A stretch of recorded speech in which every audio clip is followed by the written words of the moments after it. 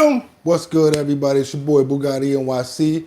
I'm gonna have to fix the camera right now, but glad that you guys are here. It's time for our show. But again, I start a little earlier just to dial in the cameras really well. So y'all go ahead and come on in. Hope everybody's good. Let me get this camera straight, okay? Thank you. I'm here.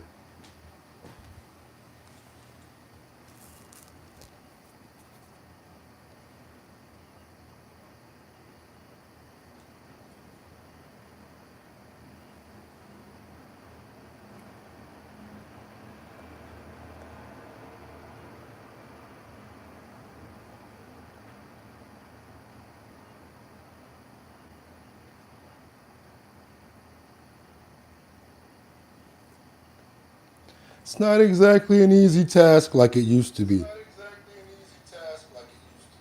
Oh, God. What the hell? I'm going to turn that off.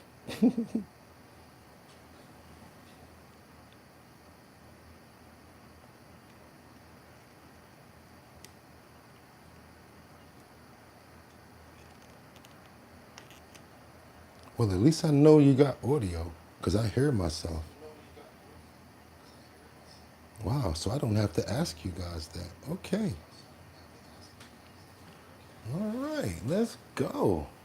Let me see, am I going to be cool with that for today? Look like his head's chopped off.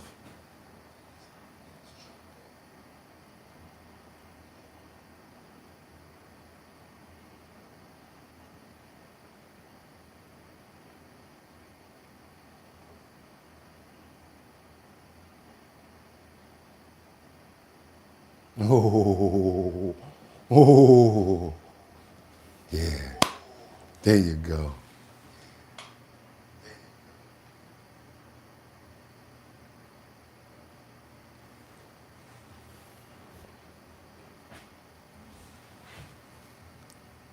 A little on the crookski. Yeah, we got time to mess around. See why I start early now?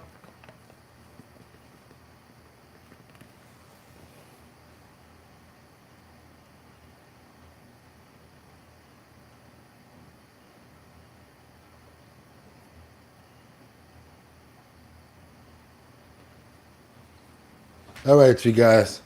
Let me know what you think about that view right there.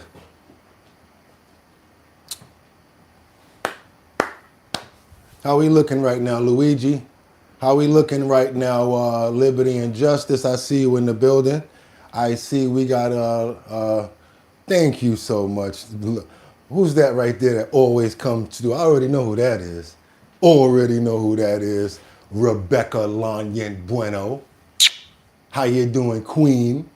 How's everybody doing today? It's your boy Bugatti NYC, and like I always tell you, coulda went anywhere. Fact of the matter that you came here, I appreciate you. What time we got here? Okay, I still got some time. Let me get my other video, my other screen set up so I'm good with you guys back here. Appreciate you guys dialing in early with me.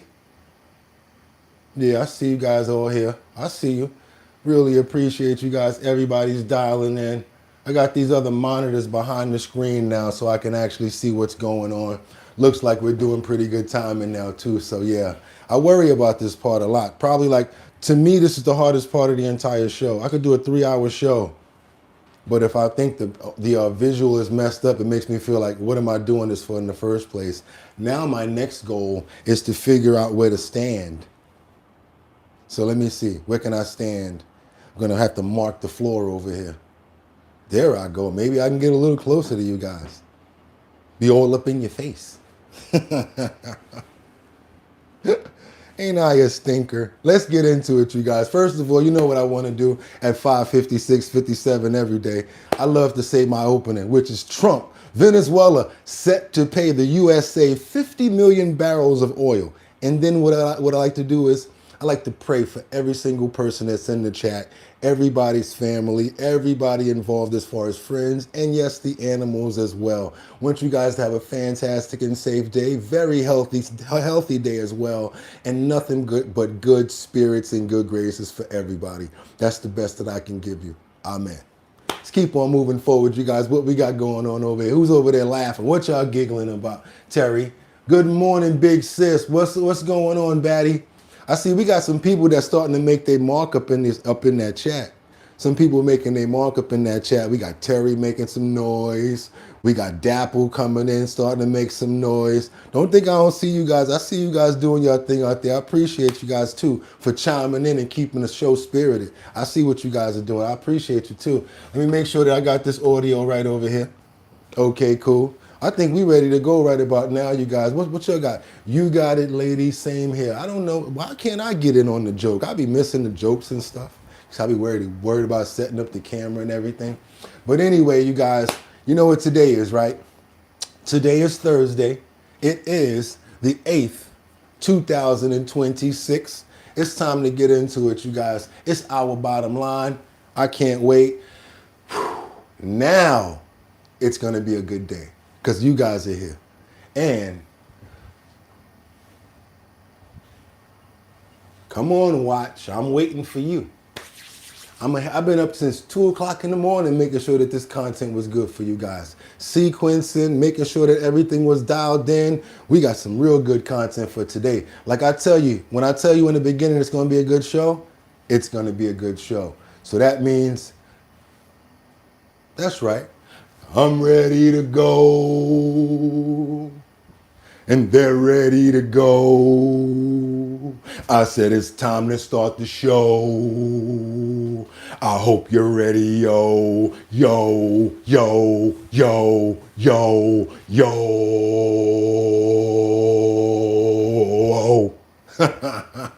I love doing that.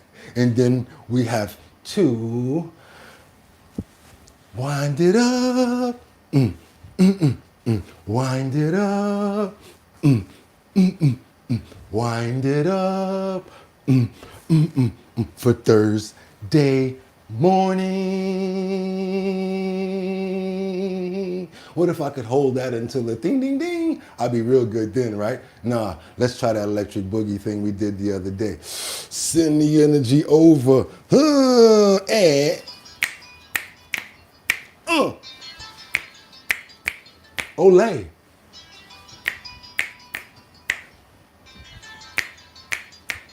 Okay, I'm ready, y'all. Let's go. Got a good one for this morning, too. We gotta open up those pores. We gotta open up those pores. This for the ladies. We gotta open up those pores. We gotta open up those pores. Y'all ready? Cause I am. Open up those pores. Get all up in there. Open up those pores. All right, I'm ready. Dun, dun, dun, dun, dun, dun. Baby, I just don't get it. Do you enjoy being hurt? I know you smell the perfume, the makeup on his shirt. You don't believe his stories. You know that they're all lies. Bad as you are, you stick around, and I just don't know why. Cause if I was your man, baby, you wouldn't worry about what I do. I'll be coming home back to you every night, doing you right. You're the type of woman deserve good things. Handful of diamonds, fist full of rings. Baby, you a star, and I just want to show you you are. You could let me love you. Let me be the one to give you everything you want and need. Oh, baby, good love and affection. Make me your, that's right, y'all. Show me up with love supposed to be. Oh, baby, you should let me love you. All right, fellas, I'm sorry, but I had to give them one. Y'all know how we do it sometimes. We got to show some love to the ladies. If pump that beat. It's Thursday the 6th, y'all. That's right, y'all. 2026. I'm your host, Bugatti NYC, and this here's our bottom line. But we be talking about this and that and that and this and this and that and that. But we be talking about this and that and that and this and this and that. Just got me lit. Baby, I just don't get it. Do you enjoy being hurt? I know you smell the perfume, the makeup on your shirt. But do y'all guys realize something? Hey, yo, Mario, how come you was snitching, trying to get with his girl, telling everything that you saw him do? Oh, you lucky he ain't catch you, whip your butt, connect you, show you the way man's supposed to act. Yo, homie, you should never snitch. But he was trying to get homeboy girl, for real. How y'all doing this morning? It's your boy Bugatti NYC. I'm ready. I hope you guys are. It's our bottom line. What are we here to do? We're here to discuss trending topics, current events, and much, much more. Those things being my antics, as well as the #1 chat on YouTube, that being you guys. I hope you guys had a fantastic evening. Hope you're ready to go, because guess what? I am, and you know what I'm about to say, right? Let's get into these titles. What? Sorry. I got 5 on it. I'm really acting up this morning, but it's all good. I'm sorry. I got 5 on it. I'm going to stack 5 videos at a time. All I'm going to ask you guys to do is stay on topic, stay on point. Let me know where you're chiming in from, what time it is. This way I can go research and get content from where you guys are from. Also, if you guys have any show ideas, please don't have no problem with sending them in to me. Also, don't send me clips of other people's show. I don't care what they're doing. We are on our own thing over here, and I don't want to copy anybody. So yes, and guess what? Just wanted to tell you guys, yes, we are on our anniversary run for this first month. We are on a full 1-year run. We pressed that button on January the 2nd. And yes, that's why we're celebrating all month, because we have not stopped pressing that button at 6 o'clock every single day for a full calendar year. Okay, you guys, what else do we got for you guys? Like I said, trending topics, current events. And yeah, do me a favor, stay on topic, stay on point, and let me know where you're chiming in from. So you know what time it is, what it's time for me to do right now, right? Let me get some shout outs in real quick to Casey. Let me say a little quick prayer for Jeffrey. I want to say a prayer for liberty and justice, Karen. Also, I see my sister up here, Rebecca Lanyon, Bueno, liberty and justice, Chris. Who else we got up in here? Terry. That's right. Don't think that you won't get them prayers out of nowhere from your boy over here. Amen, everybody. Let's get it in. Because you know what I'm about to say. Now I can say it. Let's get into these titles. There we go, you guys. Now we're going. Now we're cooking with butter, Bugatti. We got Trump, Venezuela. No, I'm sorry, because I'm going to say it the way it's really going down. Because Trump said that Venezuela is set to pay the USA 50 million barrels of oil. Yeah, somebody in the comments said, hey, it costs a lot to overthrow a country, and they're making them pay for it. With that being said, you guys, they said from 30 to 50 million barrels of oil will be coming out of Venezuela, and it's going to be going on to the open market for United States citizens so that we can have cheaper oil. Hey, I don't know about that. You guys might as well flip it some kind of way. They got the flip on, so let's keep on moving. What else do we got? What else do we have over here? We have, did the AG of Minnesota meet with Somalian fraudsters? Audio available. Oh boy, I told you guys we cooking with butter this morning. We got a lot to get into. Last but not least, what do we have? We got the Secretary, Kristi Noem, has a message for Governor Gavin Newsom. I'm ready to go, you guys. I'm going to start the show. Let's get into the show. Let's start it off with our President Trump. He's going to be talking about Venezuela strikes and much more. Hope you guys are ready. Coffee, tea, whatever else you need to start your morning off, because it's time. Let's get it, you guys. Let's go. I love that song, but I want to thank you all. You're special people, and I want to just say that, I announced I was coming over here, and I said, I love those Republicans, and I meant it. I said, except for maybe a couple I don't love. But the people in this room, I don't know if those couple are here. I don't know. I don't care if they're here or not. But we love you, and you've done an amazing job. You love the country. You're doing what's right for the country. And I want to wish everybody a Happy New Year, the most successful House Republican majority in decades. And we did it with not a big majority. Right? That was not a big majority, but it's a unified majority, and it's people that know what it takes to make America great again. So together we had 12 months of unprecedented success in 2025, and now we're going to make history and break records with the epic midterm victory that we're going to pull off. It just doesn't seem to happen for people that win the presidency. It's an amazing phenomena. You know, you win the presidency, and we sure as hell are having a successful presidency. I will say that. But even if it's a successful presidency, there's been nothing like what we're doing. We had a very good day 2 days ago, too. But even if it's successful, they don't win. I don't know what it is. There's something psychological, like you vote against. You can win by a lot. We won every swing state. We won the popular vote by millions. We won everything. But they say that when you win the presidency, you lose the midterm. So you're all brilliant people. Most of you are in this business longer than me. That makes me smarter than you. Because look where I am, right? No, it doesn't.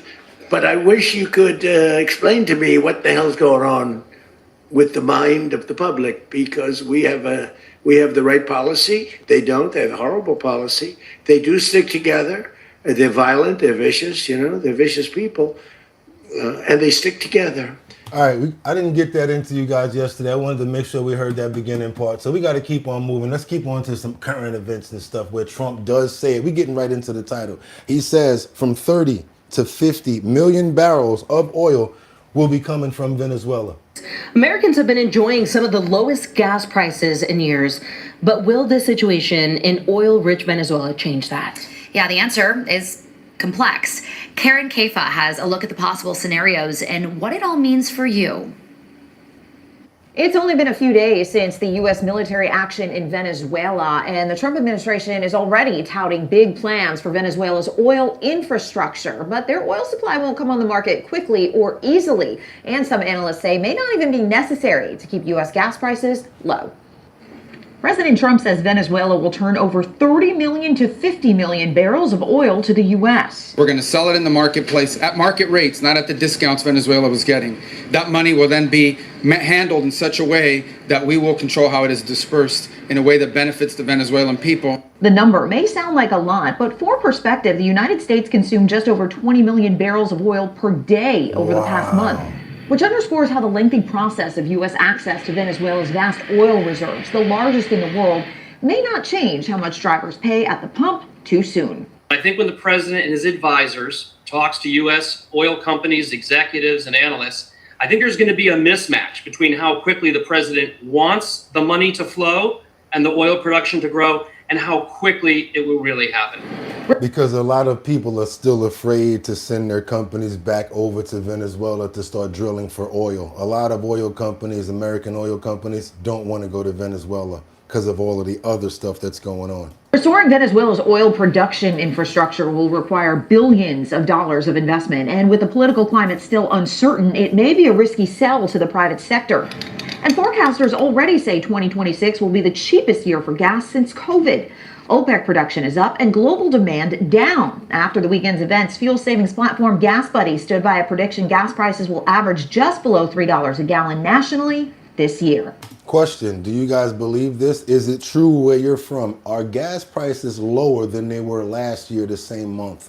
January 2024. Let me know, you guys. I'm sorry, 25, because we are in 26 now. Was the gas prices higher or lower? Let me know in the comments over here. What do you guys think about the gas prices? Let's keep on moving forward because I got a lot to bring to you guys this morning. Let's keep on getting into. We got some breaking news over here. I can't wait to get into. I know I've been holding it down, holding it back for a moment, but we need to go ahead and get into it. Just what happened yesterday, of course. And this is the situation where the ICE agent pow-powed fatally a woman in Minneapolis. Now, I want your take on this as well. Let me see what's going on with this. The gas prices, anybody? Okay, 21.32. No, it's been higher, moderately the same, but I'm West Coast. Okay, 17.22, lower a bit. Okay, we got 410 over here in Baltimore, 2.49 a gallon. Okay, lower. Okay, we got 20, I was paying over 6 a gallon. I am now paying under 3 a gallon. Okay, we got 2.99, 2.59, 2024. Okay, you guys, thank you so much. I see it looks like it's much lower. Everybody's saying it here. I want to get into this topic right here where these ICE agents get into this situation in Minneapolis. and it's a pretty sticky situation here. I watched it from 3 different angles. I know you guys probably saw this already as well. I want to know what you guys think about this situation with this woman that got pow-powed, where they're saying that she was driving a truck, a SUV. And I'm just going to let them explain it. But I do want to know what you guys think about that. 250s, 226. We got 207 in Houston. Okay, Cali is at what? Okay, Cali's down. 247. Okay, around $2.40 something cents. It seems like it's almost everywhere from 247 to 299. Okay, let's keep on moving forward, you guys. Anybody see this? This is the moment when an ICE agent opens fire on a woman who tried to barrel down an officer with her car, DHS says. I'm reading that. I'm not making this up. That's them, not me. No! No! Shame! Shame! Oh my f***ing God! What the fuck? What the fuck? Dramatic video purportedly shows the moment an ICE agent fatally opened fire on a woman in Minneapolis, who DHS says attempted to barrel her SUV into the path of an officer. Good morning, As multiple guys. angles of the Double incident tap that have screen to emerged get and gone those likes viral up. across the internet, users are left divided on whether or not the agent's actions were reckless or in self-defense. Okay, I want you guys to see this part right here, where the vehicle is at. This is the agent right here. That's the agent. Looks like the vehicle is here. So now it's either stop the vehicle and listen to what they're saying and comply. But my question is, he was out of the way. Do you still at that point advance and pow, or do you let the person go and try to apprehend them with your vehicle? I have a few questions. I really want to know what you guys think about this. Divided on whether or not the agent's actions were reckless or in self-defense. In the footage, ICE officers order the driver out of the vehicle after she blocked the path of their truck. But as one of the agents attempts to open the door, she quickly throws the car into reverse before trying to speed forward in the direction of another agent in her path. After the vehicle narrowly misses the agent, he fires 3 shots before the car crashes into a white sedan parked nearby on the side of the street. Hundreds of protesters have gathered at the scene, which the city of Minneapolis has identified as the intersection. Hey, Liberty and Justice, any of the mods in here? If that's not Terry Cohn, whoever that person that says I'm next, they can go. Person that basically said you're next.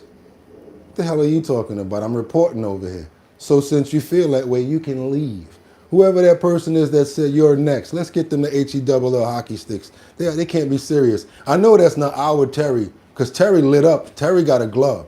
Our Terry got a glove. I know you ain't, or you better explain yourself. Keep on moving forward, you guys. Section of East 34th Street and Portland Avenue. This is f***ing ridiculous. You don't protect people. In the wake of the viral incident, Secretary of Homeland Security. Okay, so we got a lot of comments over here. Trump for life. That's not my sis. Okay, seriously, who the F would do? Whose idea? Idiots. If you're surrounded by uniform armed police, surrender. Ridiculous. Trump. Okay, ICE. The agent was not out of the way. If you watch it again, played on slow motion, the vehicle driver's side headlamp hit him in the chest and pushed him out of the way. I do agree with that, and I did see that. I do agree with you, and I saw that. But what I'm saying is he was out of the way. But then I can't say that his reaction is not going to make him do that. Let's keep on moving forward, you guys. I want to get whatever we can out of this. Kristi Noem described the officer's actions as defensive and called the incident an act of domestic terrorism during a press conference. It was an act of domestic terrorism. What happened, it was our ICE officers were out in an enforcement action. They got stuck in the snow because of the adverse weather that is in Minneapolis. They were attempting to push out their vehicle, and a woman attacked them and those surrounding them and attempted to run them over and ram them with her vehicle. An officer of ours acted quickly and defensively shot to protect himself and the people around him. And my understanding is that she was hit and is deceased. Democratic Minneapolis Mayor Jacob Frey, however, furiously denounced this narrative in a passionate press conference of his own. They are already trying to spin this as an action of self-defense. Having seen the video of myself, I want to tell everybody directly, that is bull. Okay, you guys, I like to let both sides get heard like I did. Matter of fact, let me give it some more so y'all don't think I'm trying to hate. And I have a message for ICE. To ICE, get the out of Minneapolis. DHS Assistant Secretary for Public Affairs Tricia McLaughlin said in a statement, "This is an evolving situation, and we will give the public more information as soon as it becomes available."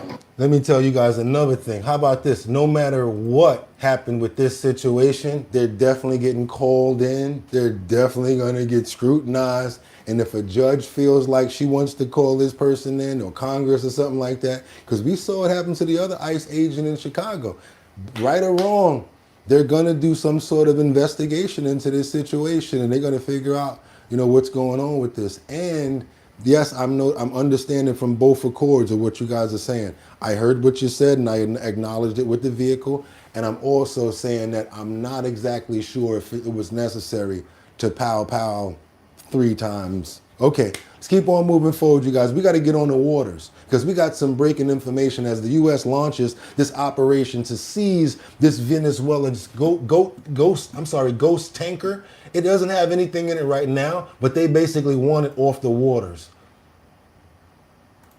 And we have breaking news on Venezuela. U.S. forces are currently trying to board a so-called ghost tanker in the North Atlantic Sea. Why? Well, Lucas Tomlinson is here with the details. Hi, Lucas. Hello, Dana. Good morning. U.S. forces boarding and attempting to seize a sanctioned oil tanker before Russian warships and a submarine can arrive. U.S. officials say American Special Operations Forces are currently seizing the vessel located between Iceland and the British Isles. The ship, previously known as the Bella 1, had been accused of violating American sanctions and shipping Iranian oil. The ship has also transported Venezuelan oil in the past, but is reporting to be empty right now. Photos showing a U.S. Army Little Bird helicopter with a boarding party on the skids have been seen abeam of the tanker. Little Birds are flown by the U.S. military's elite 160th Special Operations Aviation Regiment, known as the Night Stalkers. This is the same unit that flew into Venezuela to grab Nicolas Maduro and his wife last weekend as part of the full Pegasus package ordered by President Trump. Now, Russia reportedly deployed a submarine and other vessels to escort the oil tanker. It appears the U.S. military got there first. Don't talk about that yet, because we got some more to talk about when it comes down to that, because y'all see us getting a little friction there, right? Russia, they got something to say about it. Yeah, we're going to keep on moving forward, you guys. Let's double tap that screen. We'll get those likes up. Hopefully it gets more people over here. I want to ask you guys a question, doing a thumbs up and thumbs down real quick. Do me a favor. How many of you guys think that the powing in Minneapolis was justifiable? If you think it was justifiable, I want to see a thumbs up. If you guys do think that it was justifiable. If you don't think that it was justifiable, give me a thumbs down. We get a thumbs down for that. All right? Thumbs up if it's justifiable. Thumbs down if it's not, if you don't think it was justifiable. But what I also want to do, no matter what, because someone lost their life, still want to pray for the soul of the person that lost their life in this tragic event and her family as well as everyone else involved in it. Amen. Still got to do that. We got a couple ups, couple thumbs up, few thumbs down. We got a lot of thumbs up. It's going back and forth here. Okay. Thumbs down, thumbs up. It's half and half, you guys. Dad, we can do better on those likes. Y'all can definitely do better on the likes. I really would appreciate that. Let's get those likes up, because what it does is get more people over here to let us know what's going on, to see the information in the show that we got going on. I love the debating that you guys have going on in here. So it's actually going to teach people more as well, because you guys have a lot to say about this topic. So I would have really appreciated if you can get those likes up as well, because YouTube sends that signal up. And the next thing you know, there'll be more people over here, and we can get this story out about much more as well. Let's get on over to Russia, like you guys, like they just said, because they're basically saying that the United States was wrong for taking Maduro in the first place. Tons of thumbs up. I see you guys. Tons of thumbs up, a few thumbs down. And we got lots of real people in here for the change. Guys, we can do better on the likes. You're crazy if you think otherwise. Okay, no race comments. We don't play that game. Come on, you guys, let's get on over to the Russia situation and see what Vladimir Putin has to say about the situation with Maduro being arrested. Russia's foreign ministry is condemning the U.S. capture of Nicolas Maduro and his wife and is calling for their release from U.S. custody. The longtime ally of Venezuela is now calling for the conflict to be resolved through diplomacy.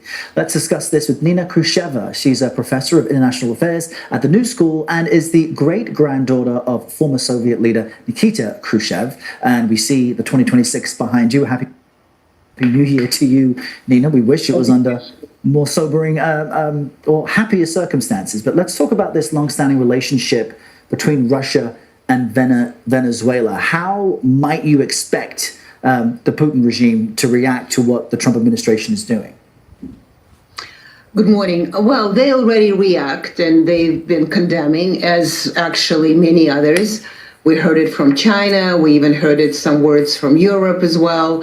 But it's in some way, it's a very subdued reaction because as horrible as it is what happened to losing this ally, because Russia has invested, it's not exactly clear, we don't have exact numbers, but up to 20 billion, 17 billion into the, you just had a piece on Venezuelan oil. A lot of it was Russian bailing out. Rosneft was very big into sort of supporting the failing oil business over there. So Russia is almost ready to lose the money. So there's questions to Putin is that why are we the Russians, why the Russians are investing into the regimes that really were very shaky to start with. That is one part of it. But they're ready. They're condemning, but they're not really. And Trump said correctly that Russians are not going to have a big stink about it. On a positive note, although that has not been heard, but we understand that if we analyze Putin's actions, he actually feels very validated, because one of the reasons he went to Ukraine in 2022 is because he was afraid for that is a security issue for Russia. There was a problem for Russia that he may be taken out because Joe Biden didn't like him. So now he says, look, if America does it to Maduro, they could have done it to me. Also, the might gives the right. So Trump had the might, he went in, I have the might, I go against Ukraine. And all right, y'all, I think that about sums it up. I love it. I love it. And that's why they are angry. Why? $20 billion invested into Venezuela. Down the drain. Guess what? You got to find your oil from somewhere else, you guys. Wherever you was doing your shifty, low down, gritty, and grimy. So this not gonna work anymore. So there was a whole lot that was taken out when that happened. Also, you guys know what that means, right? If Cuba falls to this situation, what's gonna happen to all of those political asylum prisoners and all of those people, the political people that try to go over there and get refuge? What's going to happen to all of those people? There's a lot going on with this one simple takeout right here, you guys. A lot was betting on you guys. What I got for you next? Yeah, I told you we got a lot. Didn't want to believe me. Ha ha. So they say that the people are not happy about what's going on in Venezuela. How can they come to protest for a man who is an terrorist? What are you talking about, Bugatti? That's what somebody said outside of the federal court building, talking to all of these New Yorkers that thought that they know what the hell they're talking about. Free Maduro! Yeah. They're literally outside of the courthouse, outside of the jail, and they're picketing and talking all of this crap about Maduro, you guys. I don't know if you guys feel the same way, but I'm going to do a poll at the end of this one as well. That's right. There's people outside actually picketing, yelling and screaming, talking about, why did you go over there and get them? And watch what other people are saying. People that actually have a vested interest in Venezuela. People that actually speak Spanish. Let me let them say it. So this man right here, he starts it off. This is how Big Daddy Kane does it. He sets it off by saying they don't even speak Spanish. Venezuelans clash with pro-Maduro protesters outside of the courthouse. Come to these places. They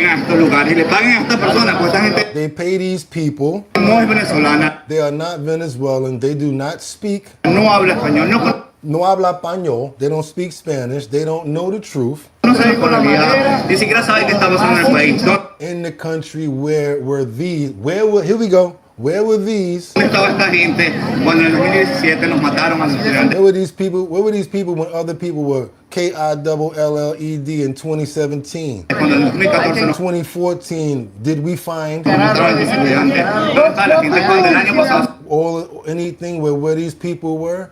Last year they danced with people who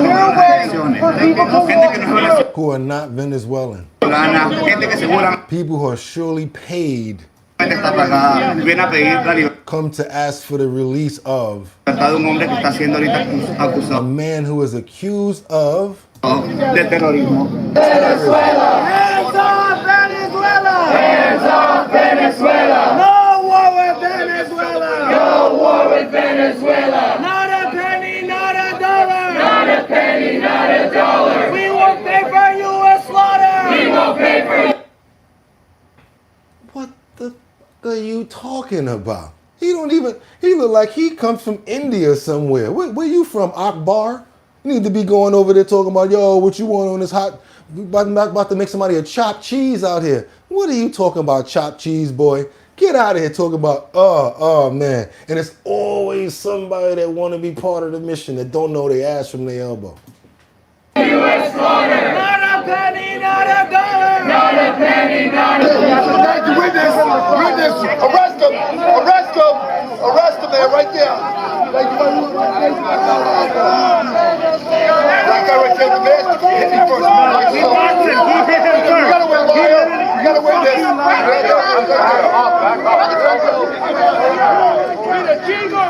They have no idea what's going on in Venezuela. Half of them ain't never been over there, nothing. So I believe it when they say they got paid for that. Not a penny, not a dollar. We won't pay for U.S. slaughter. Man, if you don't get out, they just need somebody to come right up behind them. Don't hit them too hard. But you know how you slap your little brother in the back of the neck and be like, put your ass back on this, sit your ass down. Oh my God, let's keep on moving forward, you guys, because James Comer, that's right, let's get on over to Washington. Not a penny, not a dollar.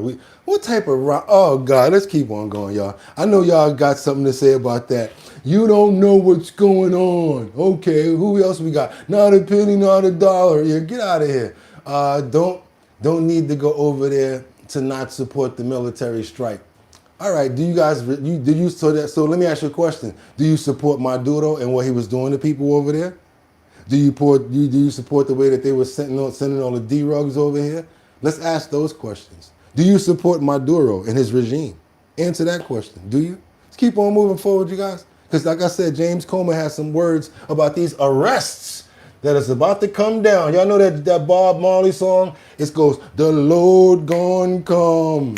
Tumbling down. That's right, Minnesota. The load's about to come tumbling down. Let's get on over here to James Comer as he reports about the massive blue state fraud scandal that they're doing investigations for. Employees, almost all of whom are registered Democrats, that have been sounding the alarm for years. So we're going to inform the American people today what's going on, and also talk about what the Trump administration is doing as we speak on the ground to try to hold people accountable. Well, you just heard the soundbite of Tim Walz. You hear what he's saying. Hey, I'm not going anywhere. And by the way, when is the president going to resign? What exactly do you think he's talking about?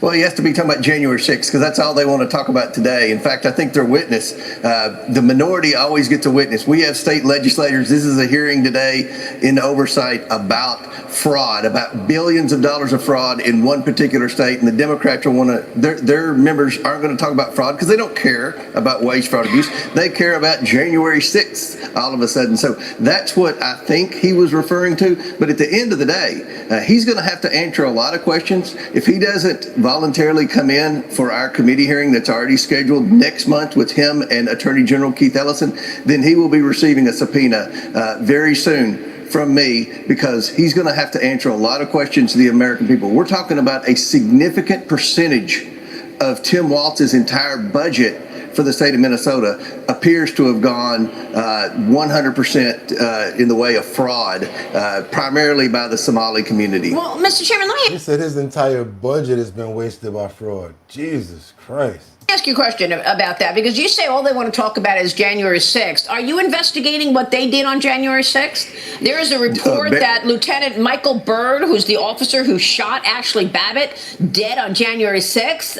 he allegedly was operating an unaccredited home daycare. Is that part of your investigation? Are you looking at the fact that right now we understand that the CIA told the court it cannot produce any requested January 6th documents and information? Yeah, I don't even want to get into January 6th right now, because that's a whole nother onion to start peeling back. But that was a little tidbit right there. Interesting information. Let's keep on moving forward to, I'm from New York, so we say Iran. We say Boston instead of Boston.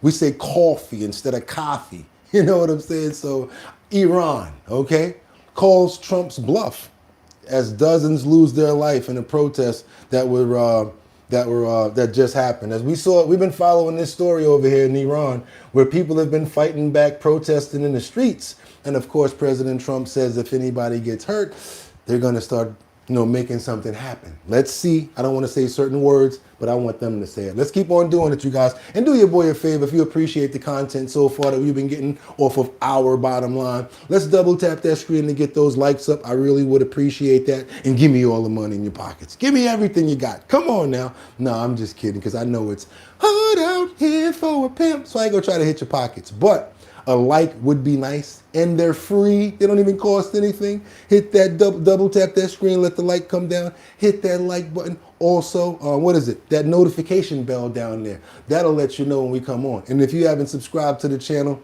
what are you waiting for? And become a member. You can really have a good time if you become a member. It comes with all sorts of different perks. Perks like stuff like our decal after you've been a member for 2 or 3 months. Or maybe you want our bottom line keychain. That's what we got right now. And if you guys don't want to wait around, you can go get them off the link right down there. You can order them right now. That's right, you guys. Let's keep on moving forward with this. And yes, call me a grifter or whatever you want, but I'm getting my hustle on. That's right.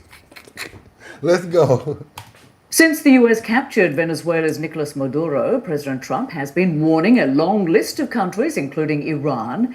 Nationwide protests there against a cost of living crisis are ramping up, and President Trump has warned that Iran will get hit hard by the U.S. if protesters are killed. CNN's Paula Hancock has the latest. A female protester is dragged from a street in Tehran.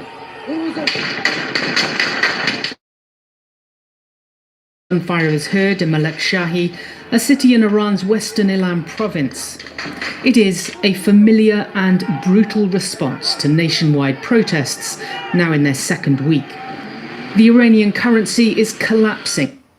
This is why it's going on. Inflation rising and the cost of living becoming hard to bear. So the cost of living is becoming hard to bear due to the fact that they just tried to increase taxes even more. So the people are really feeling it over in Iran. They're tired of being scared. That's why you see them in the streets acting up, because they weren't doing that before. So they're like, whatever, do whatever you got to do to us at this point.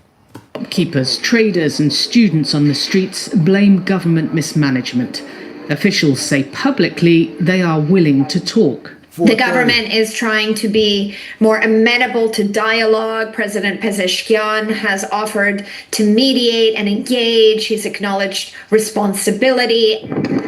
They don't As care the president anymore. offers dialogue, the security force. Thank you so much for the $5 super chat. Who's that right there? Formal Fanatic. Thank you so much. We appreciate you. Everybody, thank Formal Fanatic for the 5. They got 5 on it. There you go, Formal. Let's go. Are cracking down, attacking protesters holed up in this hospital in Ilam.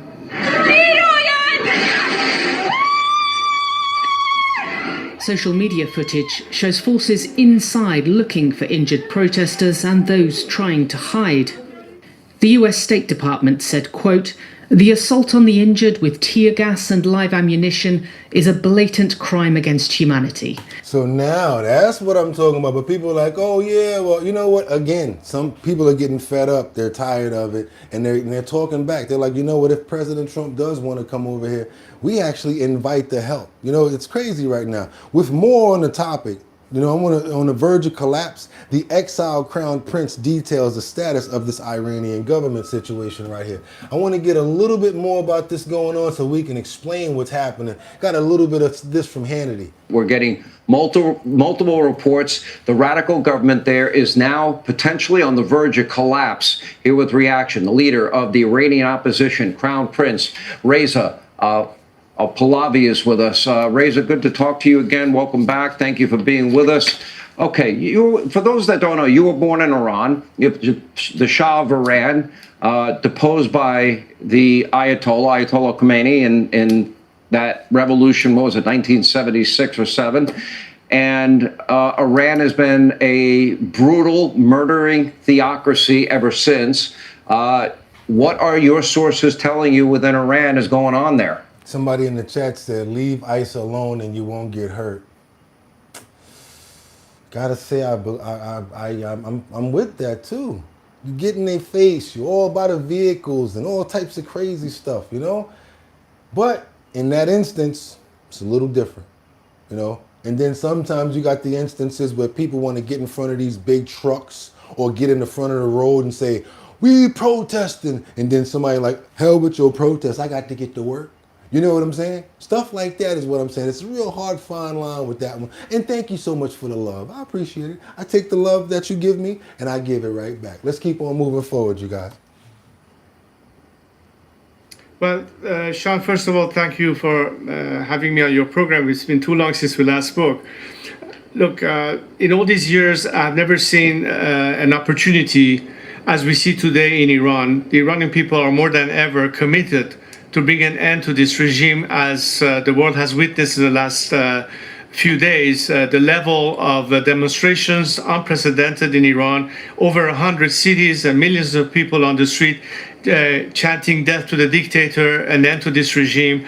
And by God, it is about time that Iran gets its opportunity to free itself from a tyrannical regime. I saw reports on social media and video on social media. You can't confirm it, but it looked pretty real to me. Maybe you can confirm it for me. Of police on the roof of police stations laying down their arms, showing solidarity with the protesters. Are you getting reports? Is that accurate? And do you have any intelligence that that Ali Khamenei is in fact, you know, does he have a plan B to go to Russia? He better go somewhere. Sean, one thing that is significant. If they doing that, oh boy, I got a problem. They like this, you know what, we don't want no beef no more. We with y'all. Oh boy, what's going down over there? It's, you know how after a while you get tired of the bully? You get tired of being treated a certain way. You know what? You fucking ill me already. You know what? And that makes you stronger, boy. When you get up against the bully after you get like that, and there's like 5 or 10, 20 of y'all, that school bully be like, hey, I was just joking. And you know what? Matter of fact, you wasn't. Let's kick his ass.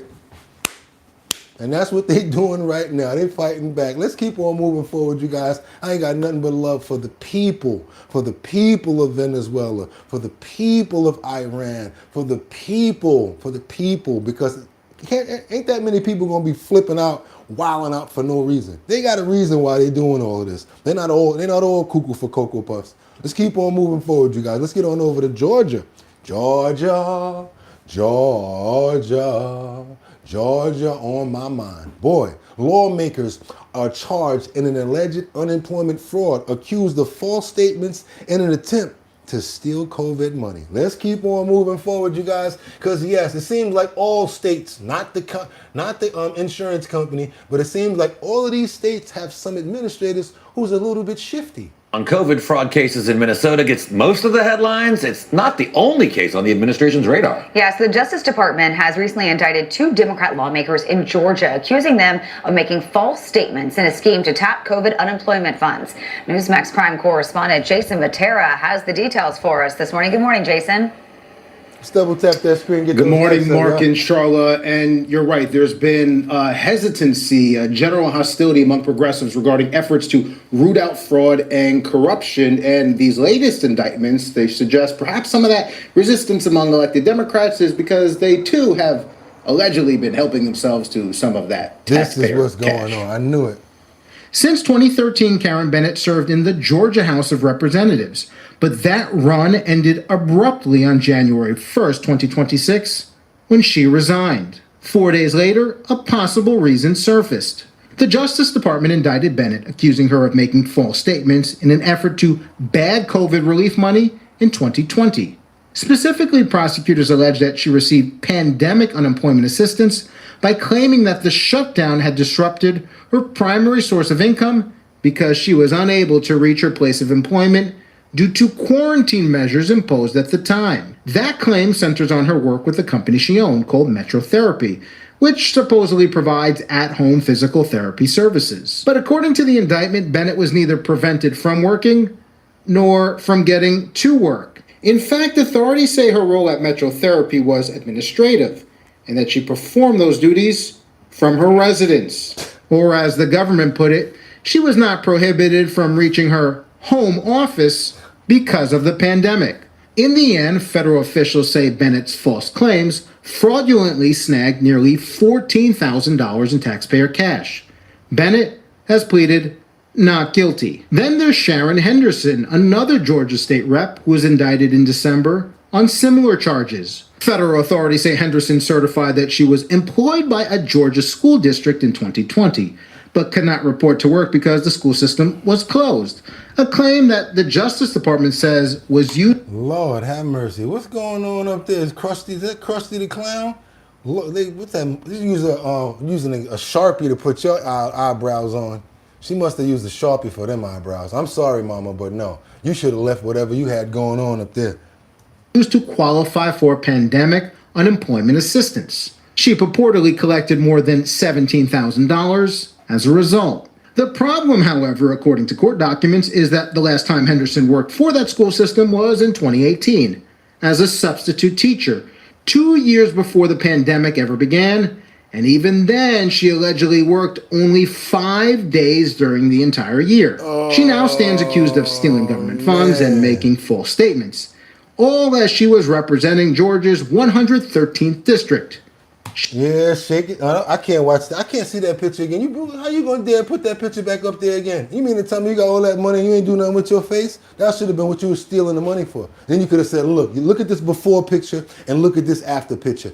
I needed the money. I needed to come from this, looking like Krusty the Clown with that Sharpie eyebrow, and look at me now. So I'd rather be looking a little better than with my face looking better. Should have used that money for your face, Grandma. Let's keep on moving forward over to Mississippi. M-I, crooked letter I, humpback, I. Remember that in good times, y'all? Let's keep on moving forward, because none other than the $1 Million Man, not the original Ted DiBiase, the one from WWF that used to come out with the ring. I mean, with his own championship belt.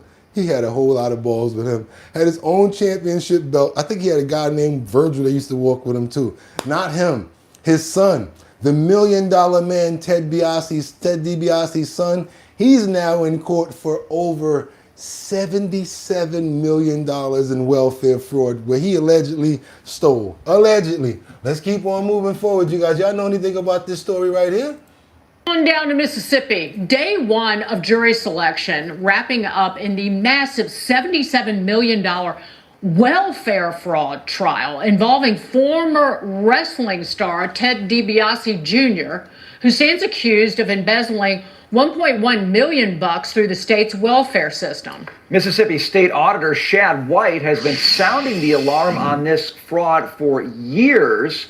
He joins us now. Sir, thanks for being with us on this.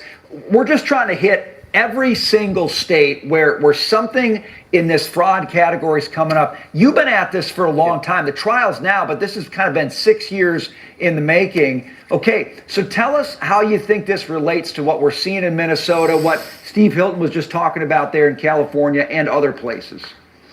Sure. I think what you're seeing, unfortunately, is this big systemic pattern of fraud, waste, and abuse happening around the country. And when we found what we found here in Mississippi, I went to Congress and testified in 2023, and I told them, look, there are massive, massive grants that are going from the federal government to states, and then they go to these third parties. So those third parties might be a nonprofit or a child care center or a business, And then there's very little oversight of those third parties. So this system is a hothouse for fraud. And unfortunately, politicians in D.C. did nothing back then, and now we turn on our TV. That's not the way you get the million, son. That's not the way your daddy did it, man. Screens, and we see fraud in Minnesota. We see fraud in California. I think you're exactly right. I think taxpayers are fed up. And I think that's one reason they elected President Trump, because he doesn't care if people call him names. He's just sick of the nonsense that's happening to taxpayers. And I think he's dedicated to putting a stop to all of this. Shed, you've been talking about this, you brought it up for years in front of Congress. And what is so infuriating is the programs that are always targeted for fraud and theft are the ones that are refilled, the cookie jars that are constantly refilled with taxpayer money. It's Medicare, it is Medicaid, it is welfare, like temporary assistance for needy families. And then when the fraud is discovered, even as large as the biggest in welfare fraud in Mississippi state history, I believe, then they go, oh, we need an audit here. Yep, too late now. Money already gone. They got the nerve to be talking about they gonna get the money back. How? Man, they done spent all that dough, all types of cars and all sorts of houses and all of that, tricking off. Had that little thing that they used in the strip club with the dollar bills that come out. They was doing their thing. They was having a good time, good old time. And I guarantee you, every single one of them are broke now. Because when you get the money the wrong way, you don't know how to maintain it. That's the problem. So now you got no dough. Now you ain't got no money for no lawyer, because you damn sure wasn't thinking about no lawyer. So now when they come get you, you have yourself a paid lawyer, and now you're going to be getting a whole bunch of numbers on the back. Let's keep on moving forward, you guys. Do me a favor and double tap that screen. Let's get those likes up to get many more people over here. Also, if you have not become a member yet, what are you waiting for? Subscribe to the channel. Let's get on over to California, because Christy has a little clip here where she talks to, has a little message for our Governor Gavin Newsom over here real quick, amongst a few other things. He ignored them. He told them to do their job and just follow orders and exactly what he was telling them to do, and overlook all of these criminals. And they felt like very much they were whistleblowers who were being ignored or bullied into being quiet. Are people thanking you when you're there? I mean, it seems like you're rounding up a lot of bad hombres, and it's kind of out in the open. Do people come up to you and just say, you know, we've been dealing this trouble for a long time, you know, we appreciate it? They do. The people that are on the streets, you know, we surged the last 48 hours. We've arrested hundreds and hundreds of dangerous criminals off the streets in Minnesota, and people that are a part of this fraud scheme. So this morning, I left D.C. at like 2 a.m., got to Minnesota in time. We arrested a murderer, someone who was extorting money in other countries, and also sexual assault perpetuators, individuals who were attacking children. So we've gotten them off of the streets, and we did it with no help from Governor Walz, no help. Remember last month they was about to fire Christy? She said, oh no, you not. She said, I'm about to take my show on the road. Christy been busting in doors ever since, out there in the field with them. From the Democrats, those who are trying to cover it up, we've ignored them and done the work that President Trump has given us to do. And thank God we have a president that wants to make America safe again for every single citizen, regardless of where they live. Well, the governor of California says, bring it on. Oh, we'll be there. We think that this is just the tip of the iceberg. So Minnesota is unbelievable what we've seen, but it is leading us to networks all over the country and overseas, and we're going to follow every single one of them. Homeland Security Investigations is an incredible team of individuals who go after human traffickers, sex traffickers, but the fraud that we have in our public programs that are tied to California, absolutely. One thing you also can't do, you can't trust a crook. I know Belle Biv DeVoe back in the day, they said, you can't trust a big butt and a smile. I know that, because that girl is poison. Right, we understand that, Ronnie, Bobby, Ricky, and Mike, and sometimes whatever. Let's keep on moving forward. But right now, I'm trying to tell you guys, don't ever trust anybody when you're doing something crooked. I'll tell you a perfect example. We're going to go on over to Minnesota real quick. I want you guys to listen to the Minnesota AG. His name is Keith Ellison. He met with some Somali fraudsters. How did they have it in audio? I don't know. Be careful who you gonna hang out with, because they was probably like, you know what, we're gonna get something out of this no matter what. Even if he doesn't do a deal with us, Let's get the audio of us making the deal with him. Happening today, the House Oversight Committee will hold a hearing on the widespread Minnesota fraud scandal. So it comes as the focus shifts to the state attorney general. Alexis McAdams joins us live from Minneapolis with the many details. Alexis. That's right. A lot of details here because really, according to prosecutors, Brian, there's just so much fraud here in the state. Now they're looking at the state's Attorney General, Keith Ellison. Why? Because the state's top cop here in Minnesota was caught in an audio recording behind closed doors meeting with a group of soon-to-be convicted Somali fraudsters. They were asking the Attorney General for help to get more funding. Listen to this. Oh, my God. The only way we can protect what we have is by inserting ourselves into the political arena. They're saying the only way that we can get to keep what we have is by inserting ourselves into the political arena. They're trying to get themselves a stoolie, and they were willing to pay whatever they needed. Watch this. Let's go. The only way we can protect what we have is by inserting ourselves into the political arena, putting our votes where it needs to be, but most importantly, putting our dollars in the right place and supporting candidates that will fight to protect our interests. That's right. You can only protect our interests when we have your back, and you don't have to worry about who's behind you.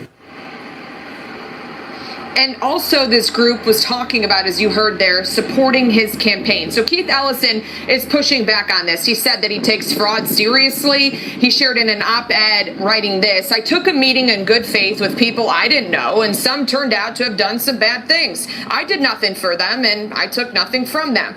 But some of those now convicted Somali fraudsters did donate money to Ellison's campaign, according to documents obtained by the Center for the American Experiment. Ellison reportedly later gave the money back because those people were convicted. Fox obtained the entire, pretty much almost an hour-long clip of this meeting, so there's so much in it. It's from the lawyer of this woman, Amy Bach. She was convicted in this massive Feeding Our Future scam. That's how it all started. Bach's behind bars, and her legal team says, where's the accountability for Governor Walz and the Attorney General? They knew.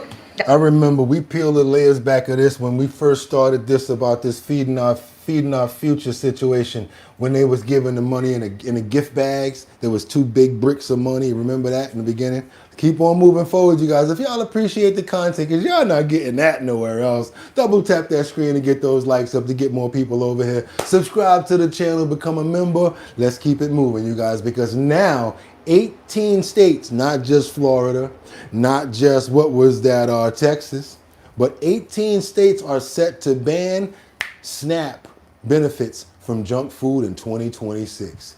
Hope you're not part of this states, and hope that you guys, whoever's receiving SNAP, hope you guys don't have a sweet tooth. Well, several states tonight are set to change which items people can buy from the grocery store with their federal food benefits. Now, the restrictions, which begin tomorrow, target junk food. Meg Oliver reports on the impact. Giving up junk food may sound like a New Year's resolution, but for some SNAP recipients, it will soon be the law. On New Year's Day, 5 states will prohibit items such as soft drinks or candy from being purchased through SNAP. By the fall of 2026, that will balloon to 18 states. So no more days of Jawakatima and Lucretia and them going through the supermarket like this with they bonnet on. Like, go and grab me some more of that, give me them Eggos over there, boy. Pick up that syrup on the floor over there. Get them Capri Suns over there, too. Oh, she's back this far because her stomach is just so massively big. Boy, bring that other shopping cart over here. Where you at, Tavaquatia? Get that other shopping cart and come on. No more days of that. Sorry, you better get used to some fruits and vegetables and some grapes. And maybe some oranges. That'll keep you fit and on the go. Let's keep on moving forward, y'all. Let's go. It's about nutrition, and there's no nutrition in these products. We shouldn't be paying for them with taxpayer money. The move is part of the government's Make America Healthy Again initiative, designed to reduce obesity and chronic diseases like diabetes. We all agree that we want people to have opportunities to have healthier foods. Stephanie Silvera is a public health professor at Montclair State University. This sounds like a good thing, but is there a risk to this as well? Of course, we don't have a good definition of what do we actually mean by ultra-processed foods, right? Where are we drawing those lines? Somebody in the comments said they're gonna start hustling snacks. Somebody gonna be like this. Anybody remember from back in the day? Let me see how far y'all can go with me on this one. My name is Lenny. And if I ain't got it, there ain't any. Now, I know it may be funny and it may be dandy, but you don't have to go in your pantry if you need some candy. There gonna be people in the streets like, anybody need some Chips Ahoy? Yo, I got them Chips Ahoy. What y'all need? I got it, y'all. Got them Oreos. They gonna be out in the streets selling snacks like it's the work, y'all. Let's go. Hawaii's limits apply to just soft drinks, Indiana to soda and candy, and South Carolina to candy, energy drinks, soft drinks, and sweetened beverages. One South Carolina shopper favors the ban. I used to buy candy all the time, and then we'd run out of food sometimes. But Silvera is concerned it could make the problem worse. If what we're simply doing is cutting access to those foods without also providing better access or more affordable access to healthy foods, we're going to see a lot more people go hungry. So you mean to tell me you okay with people surviving off of Takis and Haribo? Come on, lady. How about this? How about teach people how to cook a square meal? Hey, fellas, let's go there real quick. How many times you go to a girl house and she talking about she got something for you to eat and she just bring out one thing?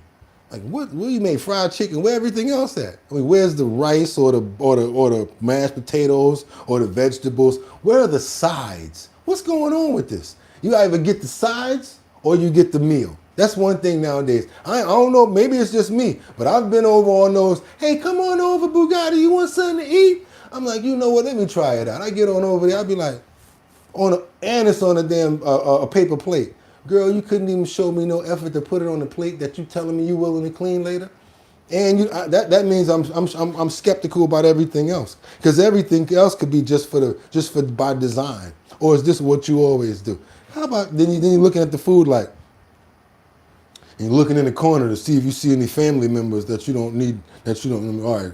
So, but like I said, it's either you get the chicken, the beef, and the steak, any type of meal, and you don't get no sides at all. Be like, homegirl, where the vegetables at? Oh, I used to have one ex, I used to call her Side Sally, because that's all she would make, sides. Like, yo, what's up? You made French fries with nothing else?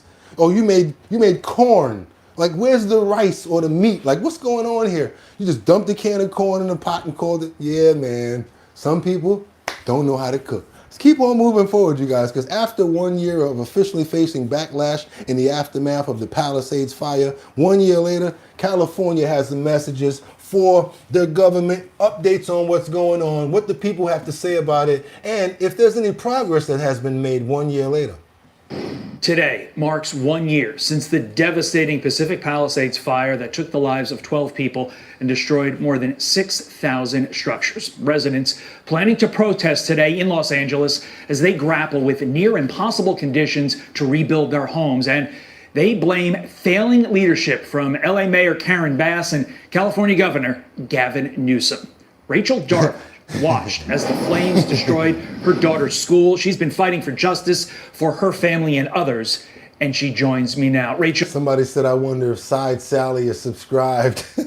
She's not subscribed, but she'd definitely be watching. I saw that. I noticed that before. Welcome back to the program. We were with you throughout the entirety of last January, that horrific month for the folks there in the Palisades. Did you think you would be back in your home by now, 1 year later? Wow, Todd, thanks first for having me on. Fox was one of the first national platforms that let Pacific Palisades families speak. So that's why I don't listen to people when they say stuff about Fox, because there's a lot I actually like about Fox and why I use a lot of their content, because I believe in a lot of things that they say, not everything, because I don't believe in everything everybody says, but predominantly, yeah, I like Fox because of stuff like that as well. While this was all unfolding, and I won't forget that, because in those first hours, you guys gave my voice oxygen. So you empowered me in those early hours when you had me on. And I think that was exactly the time when we started wondering together with Fox where Mayor Karen Bass was. So 1 year later, here's what I need people to understand. The fire didn't just end when the flames went out, right? It moved into our lungs. It moved into our walls. It moved into our finances. It moved into our kids' sense of recovery. It's become a second job for us on top of life. So Families have been living with this constant whiplash. I'm not home yet. Is it safe yet? Can we go home? What are we breathing? What's in the air? What is insurance covering that? I'm not home yet, but those are the things I'm worried about. Then it's testing, then it's remediation, then it's paperwork. Then I'm dealing with delays, denials, temporary housing. It's impossible decision, Todd, after impossible decision, while I'm still trying to raise kids, while I'm still trying to keep my job, while I'm still trying to pretend that everything is normal here in life for us here in the Palisades. Yeah. And as a mom, Todd, the part that gets me the worst, it gets me in the chest, is you can see it in the kids. Before they even have the words, you see the jumpiness, you see the sleep issues, you see the fear of the wind, you see fear of sirens. How about fear that their home isn't even safe for them to go back to? Kids don't just move on because our news cycle does. And as an attorney, what makes me even more furious, I'm not home yet, but forget about that. It's when the system fails. Survivors end up financing the consequences. We all pay for public safety. We pay for it through taxes, through emergency plans, through leadership. But too many families like mine are feeling like when it mattered the most, we were exposed. I gotta keep on moving forward. I gave you as much time as I possibly could because she was dropping. I don't think nothing else needs to be said there. She covered every single aspect of everything that could possibly be going on, from the way the children are living to the way that they have to not even get back to where they're from. I know a lot of people are like, yeah, but they're rich. But that doesn't mean nothing, because guess what? If you make it out and you get somewhere where you deserve to be and that happens to you, how would you feel? I hate when people say stuff like that, so don't go there. Another thing I want to say is I feel terrible for these families, and we're going to pray that some sort of resolve comes to them very soon. Thank you, guys. Let's keep on moving forward, you guys. Hope you appreciate the content that you're getting right now. But we got to get on over to New York, because if you can make it in my city where people never sleep, I'm going to tell you the truth, it's not a game over here right now, especially when we got Mom Dummy, not easy super cat, now I'm going to use a Mom Dummy, that's even super cat, I'm going to use a Mom Dummy. Yeah, that's who our mayor is. We got a new little bit of housing lead situations going on right now. I don't think they have no idea. Let's let Trey Gowdy break a little bit down right now about what's going on, because to tell you guys the truth, I can't figure it out myself. What's going on with Mom Dummy and the new takeover? In this Sandra by bringing in Trey Gowdy as the host of Sunday Night in America. Just want to remind folks at home, Trey, it's good to see you in the new year. For the first time, what Sia Weaver actually said about housing as a collective rather than individual right. Listen here. For centuries, we've really treated property as an individualized good and not a collective good. And it will mean that families, especially white families, but some POC families who are homeowners as well, are going to have a different relationship to property than the one that we currently have. This fool had the nerve to say they look at it as an individual instead of a collective. Yes, if one individual owns the property, what the hell are you talking about? And this is who he selected. I got to go back a little bit because I want you guys to hear this nonsense that she just tried to make sense of. Families, especially white families, did property as an individualized good and not a collective good. And it will mean that families, especially white families, but some POC families who are homeowners as well, are going to have a different relationship to property than the one that we currently have. Well, I'm not exactly sure what that different relationship to property that she's talking about is, but Mayor Mamdani is standing by her, defending her. John, that cannot be real. You had to go on ChatGPT and say, create an image for me of white guilt and give it red hair and a nose ring. That cannot be real, what I just watched. What I did this morning when I saw that clip is I called all my friends of color and said, did you know that you're living in a tool of white supremacy? And to the person, they did not realize that. They actually thought they were building generational wealth for their own families. Yeah. I am so sick and tired of these limousine liberals who think they know. What home ownership is a good thing. That is what people aspire to. If you want to rent, that's fine. But home ownership is no more a tool of white supremacy than an IRA is, or a retirement account. I mean, look, John, for a while, I kind of felt sorry for people that lived in New York because of their government. But you know what? You keep choosing worse and worse and worse. So when all the rich folk finally figure out that this is who's leading your city and you want to move, then the poor people will be supporting the poor people, and Mamdani and Sia Weaver will have that little utopia that they've always dreamed of. That's what happens when you ain't never worked nowhere before, man. She has no idea what the hell she's talking about. Oh, God, New York, what are we in for? We gonna see. Let's keep on moving forward, boy, to Washington. The dark truth about why Jeffrey Epstein will never be exposed. I want to give you this information from somebody who was ex-trafficked before, and let you guys know this is why I picked this certain person, because someone that actually was going through this before is the best person that can explain the sentiment, how it feels, what life is like. Yes, I said the number 6 trafficked, you guys. Check this out. Check this information I'm giving you right now. This one person right here, her name is Anika Lucas. And this is the dark truth about why Jeffrey Epstein's friends will never be exposed. And I think that it's best to get it from a person who was ex-trafficked by her own parents and sold into the network. I'm thinking of an American survivor named Bryce Taylor, who wrote several books in the 80s and 90s. She named everybody. She just named everybody, and nobody knows who she is. And people don't. She's even been discredited within the community of people that supposedly are interested in this. Similar to the Epsteins, like Virginia Giuffre. History repeats itself in certain aspects. Well, I suppose there has to be, even if it's 0.001% of the people, some people might imagine situations. There might be some people, do you think, who might be fabricating things? Well, if people are fabricating things, then I think it often, well, 2 things. Sometimes I get people I don't necessarily believe myself, because I'm a provider, right? So I get people, and if I don't feel the motive, or if I suspect that the motive is a little off, then I don't necessarily believe what that person says. The motive of the person coming to see you? Yes. So why they're naming famous perpetrators. I see. I'm not necessarily believe what they say, but I'm going to be present for them all the same. Whereas when it's a public affair and somebody like that who comes to a provider and just tries to get something, so already you have to be pretty mentally ill to make up a story and then go to a provider and talk about these things. So then that mentally ill person is coming to one person because they want me to think that they're very special, or they want me to think something. They want something from me. Now that person would never go public.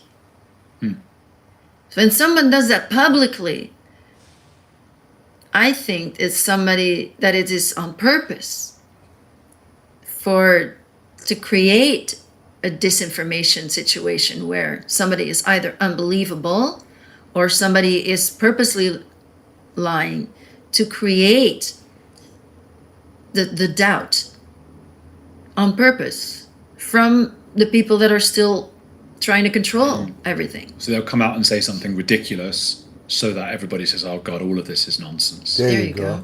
There you go. I said the same thing. It makes sense, right? You've got this book out. What's it called and what's it about?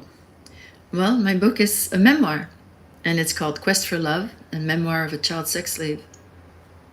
And it is, as I said, about the last year of time inside the network. And I want to say that if I identify as anything, it's as a writer. And maybe it would have been nice to write about lovely things and make up nice stories and everything.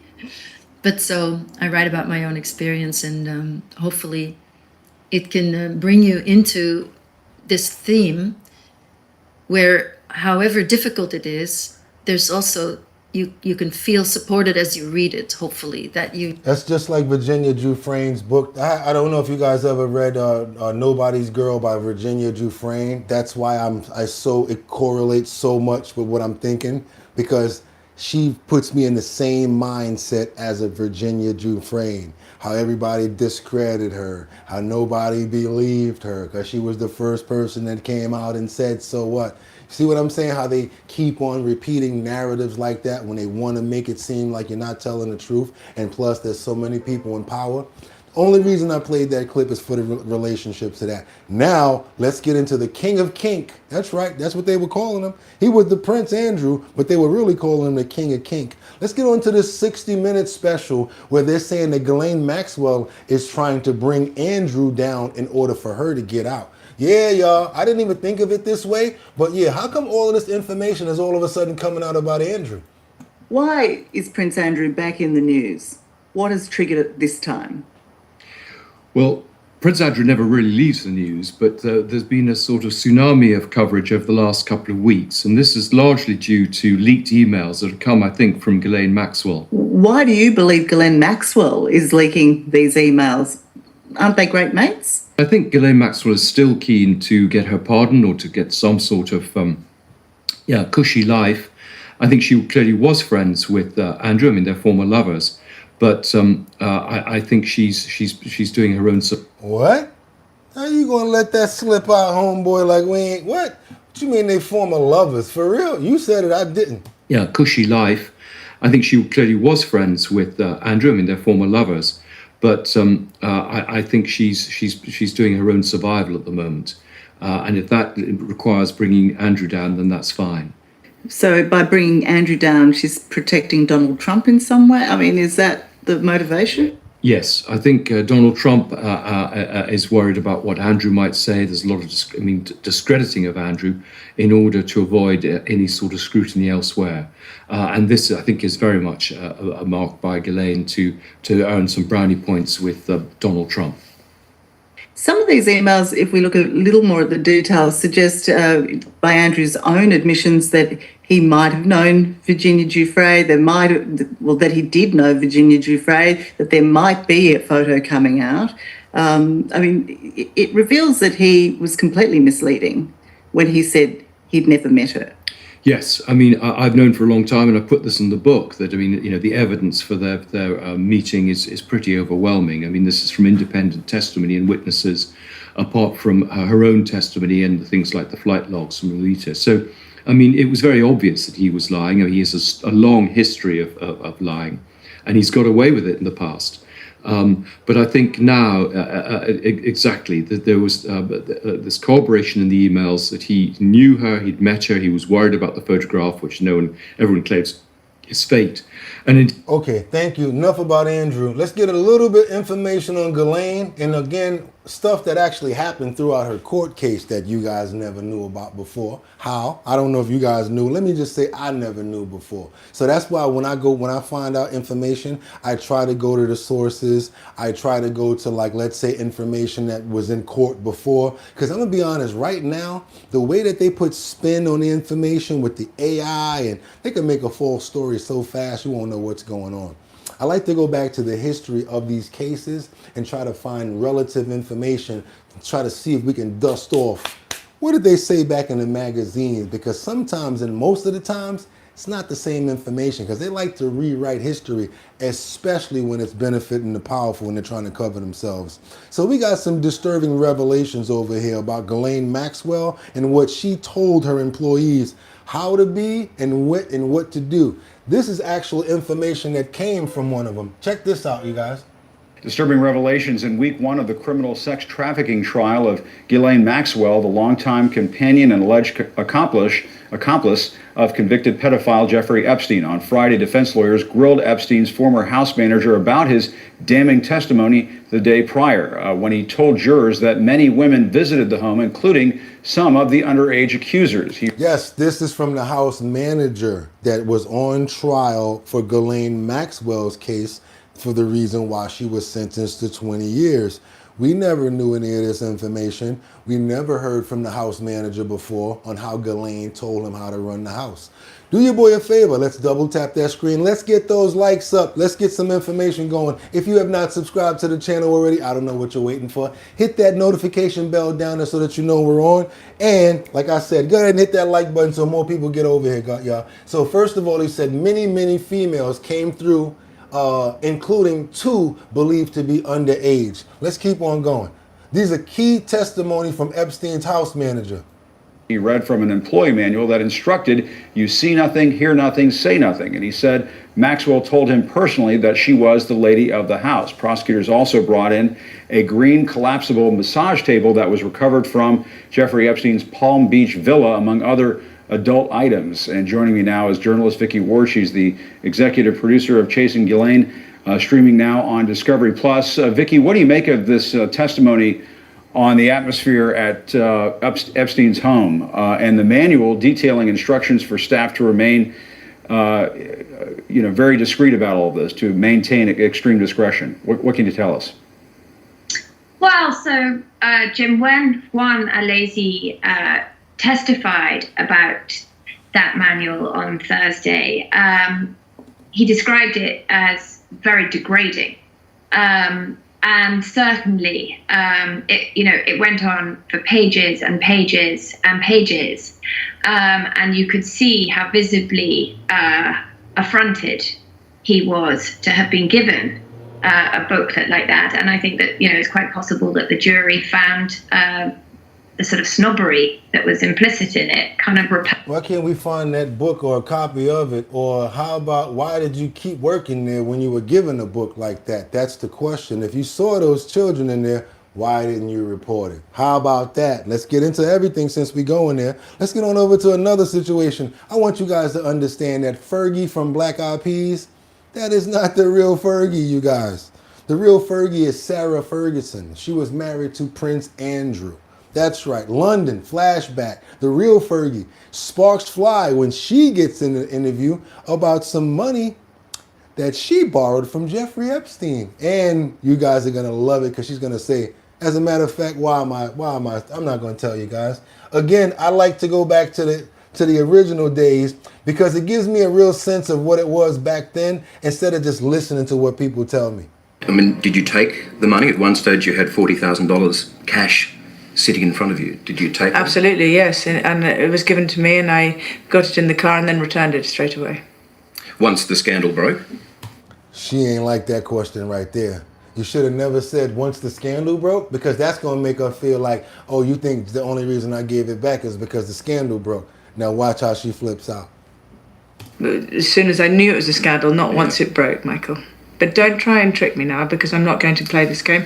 Delete that bit. John, can you just delete it, please, that bit? Because I don't want to go down this. Duchess, I'm asking very fair questions of you. No, I just too tabloidy. John is Sarah's Australian agent off screen. This is everything you've written in your book, though. Yes, I know, but and it's you're the way releasing your book and you've agreed to do the interview. The book has already been released. And the thing is, I'm not going to go down to this point. I'm going to answer your questions, but that's done. It's finished. I've answered it. Thank you very much. Moving on to the next question. This is just the starting point of this year in your life that you've written about. Thank you very much. much. It's pivotal. It's what started the whole thing. Thank you.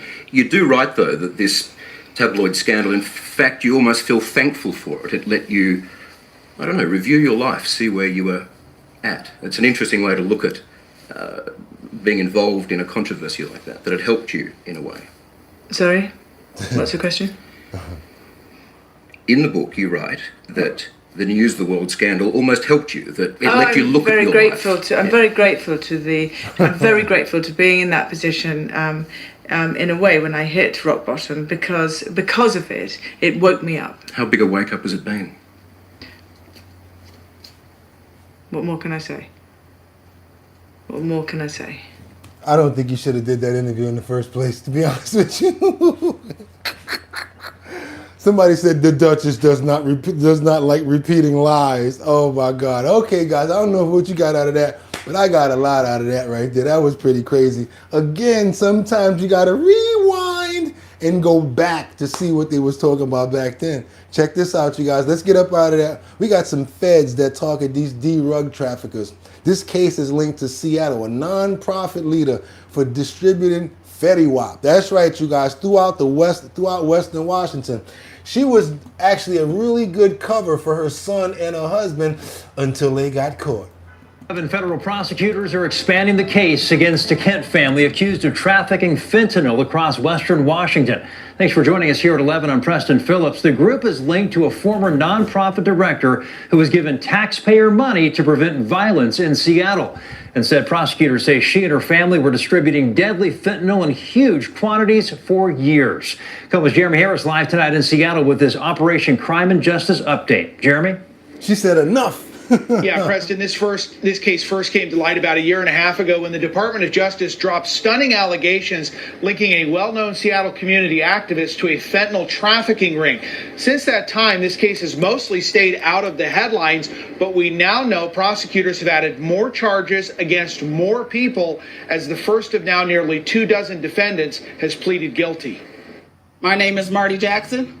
I'm the Southeast Network Executive Director at the Boys and Girls Clubs of King County. Marty Jackson was trusted by Seattle leaders. She routinely appeared on TV as her organization, the Southeast Network, won lucrative contracts to provide violence interruption in Seattle schools. Part of these connections help us to build this safety net that allow for kids not to fall through the cracks. She's a great actor.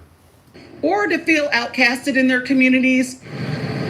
She also provided community safe spaces, one of which was the target of a mass shooting in 2023. The overwhelming response we got from the community, especially from our young people, asking us and telling us you have to go back, you have to get back in space. But federal charges allege she was laundering money on behalf of her son, Marquise Jackson, and her husband, Mandel, who prosecutors say were the leaders of a nationwide fentanyl trafficking ring. Now, investigators have charged 23 people as part of the conspiracy. And after a year and a half, the first defendant, Michael Young, has pleaded guilty and was sentenced to 7 years in prison. Documents from his sentencing gave more insight into the federal investigation, including that the Jackson drug trafficking organization would use couriers to drop off ghost bags at the airport and ship drugs in protein containers and transport drugs using hollowed out vehicle tires.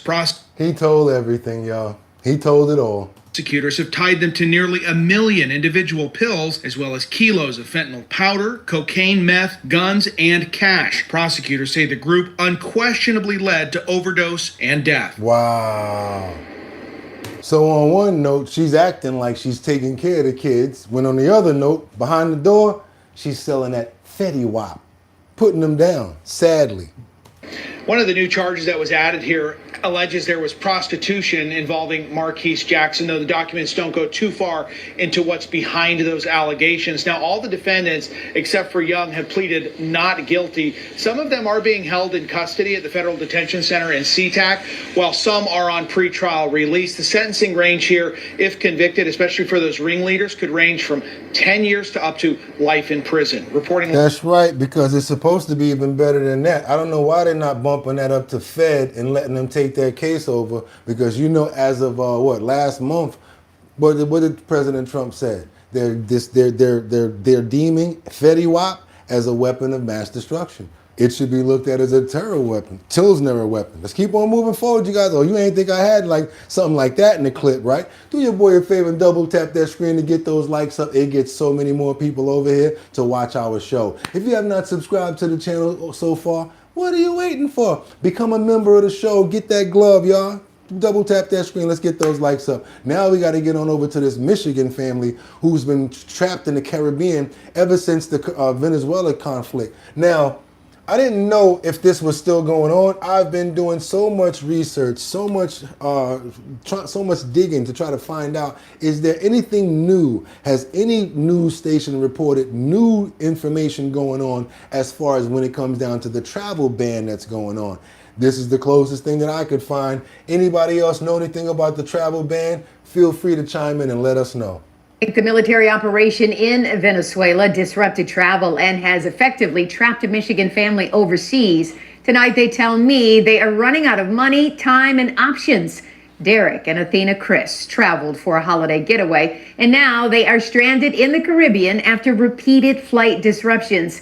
And this family tells me they are facing eviction from their hotel with no confirmed way home, and an airline telling them it's not responsible. Whoa. What was supposed to be a joyful holiday getaway has turned into a stressful nightmare for Derek and Athena Chris. The Almont couple traveled with their 2 children, 9 and 16, for vacation to Nevis. We were supposed to fly out through American Airlines Saturday afternoon, and that's when they canceled all the flights. The family taxied to nearby St. Kitts to catch a flight back home Saturday, only to learn flights were grounded due to the conflict in Venezuela with the capture of President Maduro and his wife, which disrupted air travel in the region. We just kept getting farther delays, and they originally pushed our return date to the 16th of January. The delays forcing the family to extend their stay in a hotel they can no longer afford.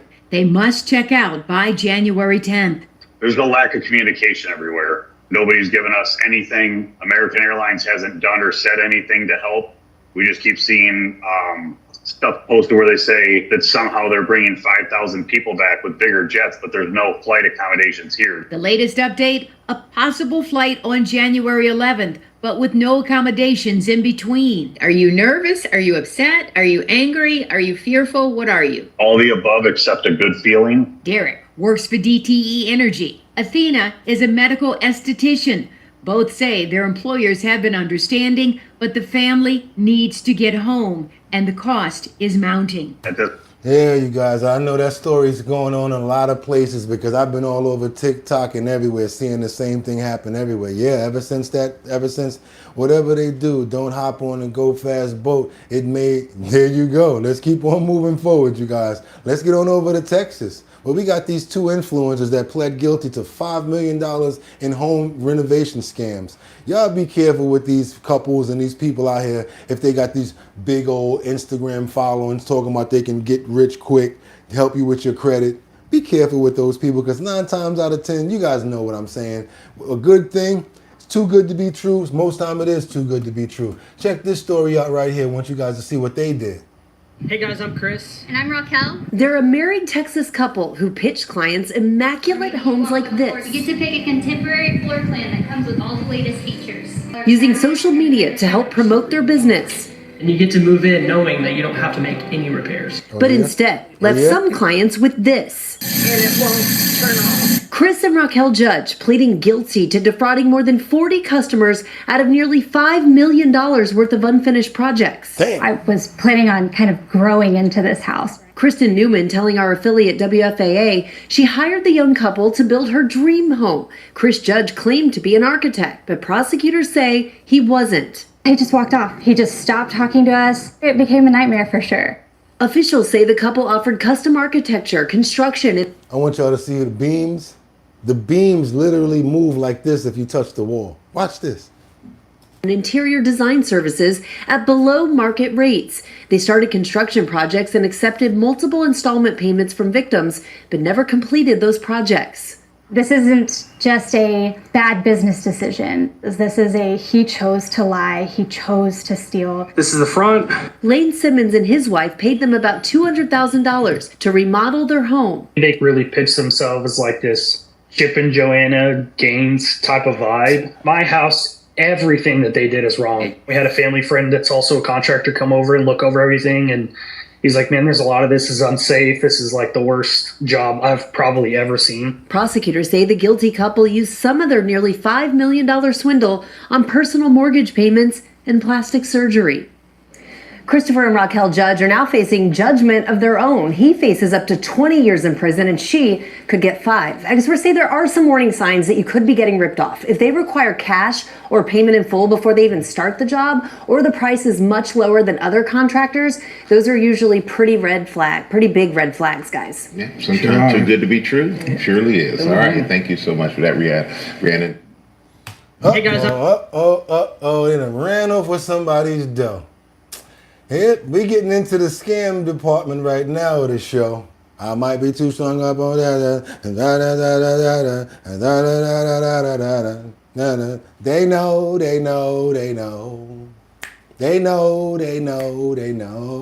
I know y'all a lot of Kendrick fans out there probably hopped on the board when he did that. Just like that. I know. But you guys know y'all love some Drake. Stop fronting. Y'all know y'all love Drake. But I hope he have some help. Because right now we just found out there's a case between Drake and Aiden Ross, as well as a betting company, as they face the RICO. They got a RICO charge against them, and Drake is looking like the forefronted person that's getting the most promotion out of this situation. Check this out with your other favorite rapper, Drake. Thanks for watching Live Now from Fox. I'm Shauna Kalafi. We start with some news from the entertainment industry.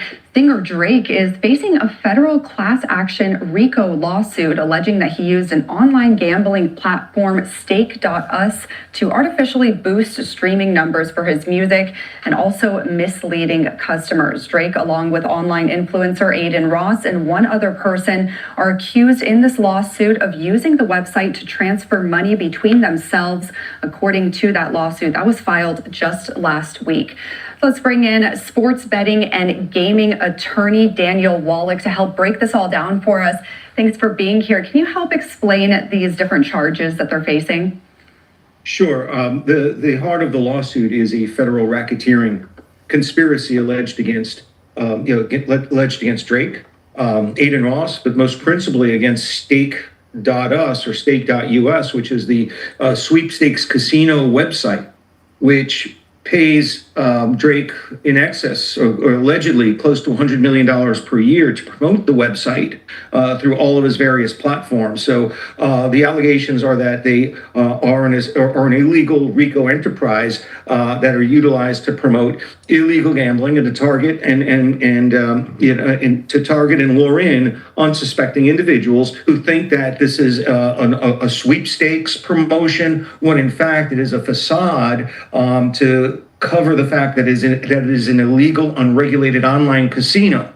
So that's one part of the lawsuit. The other part of the lawsuit, which is where the entertainment industry aspects of it come into play, is that through this money transferring function, through this tipping, it's called a tipping platform within Stake, that Drake, Aiden Ross, and a third person are able to transfer money back and forth to each other in order to artificially inflate the number of streams or to compensate individuals and engagement farms and bots to increase the number of plays on all these various streaming websites, and that in turn injures the streaming sites as well as other artists whose we're gonna see, you guys. It's not like a whole bunch of Charlotte's Web going on over there, but whatever it is, they'll let us know. I don't know if anybody's inflating numbers or whatever, but when it comes down to the money, once they start following the money, we're gonna get onto it. We'll keep on following up with that story and much more. And like I always ask you guys, let's double tap that screen to get those likes up to get much more people over here. And if you guys ever go to Wegmans to buy food, you may want to think again, because guess what they got going on over there? Because you can't change your face.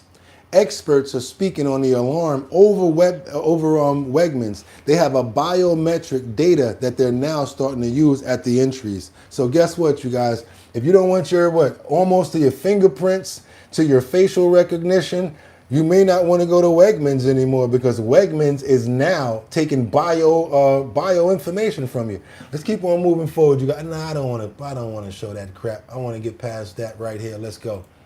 All right, news that Wegmans is collecting biometric data on some of its customers might have you wondering what that actually means. So we spoke with a cybersecurity expert over at RIT to find out. Ryan Hermanet joins us now in studio with what he had to say. Ryan. Yeah, Adam and Teresa. First, Jonathan Weissman with RIT says biometrics is more than just facial recognition. It can include eye scans and voice prints. While Wegmans said yesterday in a statement it is not collecting retinal scans and voice prints, the notice outside its New York City store that triggered all this coverage says it may, indeed, grab eye scans and voice prints. Weissman says Wegmans is not the first business to collect biometric data, while others like Walmart already drawing legal action against its biometric policies, and Rite Aid receiving a federal ban. Responding to Wegmans' claims they're using the data to enhance security at its stores, Weissman says the real concern doesn't rest with Wegmans' use of the data. See, I understand what you guys are talking about, because we have a lot of smart people in the comments that said they've been doing this for years. We got somebody that says Walmart has been doing this. Facial recognition tech, that's right. But then we got another person that had a good question. Voice too? Like, what do you need my voice recognition for? What do you need my retina information for? Like, what's up with that? That's that bio information that they're talking about. I mean, they don't even ask for that at a job interview. What's going on here? Let's go. Rather, the storage of it and the risk of bad actors getting a hold of it through. So they worried about the storage of the information more than them getting it.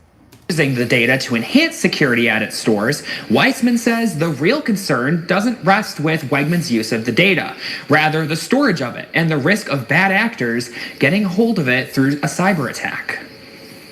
The primary concern is when a retailer collects biometric data on its customers. What is it doing to protect the data? These are companies that don't specialize in cybersecurity or outsource their cybersecurity. Right. And as we know, it's not a matter of if a company will be breached, it's a matter of when. So yeah, Wegmans, you getting everybody bio information and everybody, but how are they actually making sure that they're not getting hacked for everybody's info? That's a good thing right there. I understand you guys are very smart and educated in the comments, and you guys said they've been doing this for years, but could that be the area where they're getting this information and people's information from to steal off the black market? It's a good question to ask, and why don't we need to know about it? Just double tap that screen to get those likes up. I want you guys to get into this next one we have over here. I want you guys to see this. This is no, I want to do this one. This is something I want you guys to see because we're in the security/scamming part as well as information. I want you guys to get some information on how to detect if there is a security camera or something watching you. Check this one out. We got a Florida sheriff that explains how to spot a hidden camera indoors. All new at 5, it seems that hidden cameras are popping up everywhere these days, and that includes phone chargers, outlets, even behind mirrors. Yeah, but there are some ways you can detect them and shut down anyone who may be trying to spy on you. Fox 35's Randy Hildreth is joining us live tonight in a lot of hotel rooms might have these cameras in them. Osceola County. So Randy, what do we have to do exactly? Hey, good evening to you both. So here's the thing, the hidden cameras are hard to find because obviously the goal is to make sure that those cameras are hidden from plain sight. So we spoke with the sheriff today. As you mentioned, he talked about hidden cameras in phone chargers, also in power strips that go into walls where you plug in items. He says the first thing that you should do when you enter a new space, one, know how hidden cameras can be disguised, and then also take an assessment of the placement of items in that room. Perverts and sick people are going to be creative and try to find a way to invade your privacy. If you see a two-way mirror that's very light, very easy to remove off the wall, you could always look and inspect those. Osceola County Sheriff Marcos Lopez says that creativity is the most concerning part. Just this month, a man was accused of using a cell phone charger to spy on his stepdaughter for years. In the arrest report, the stepdaughter told investigators Jose Morales Chirina gave her the charging dock as a gift. She says she recently found a live stream video of her room on Morales Chirina's phone.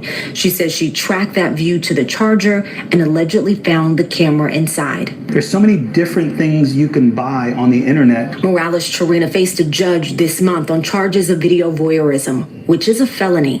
With the technology getting a little better, increasing. The girl's stepfather gave her a charger with a camera in it. Now, you don't think that people need to get information about stuff like this? Do your boy a favor, double tap that screen. Let's get those likes up because I'm not just over here whistling Dixie. I want more people to get educated on stuff like this, devices like this, what's happening to people. You never know who to look out for. This is her stepfather. This is crazy.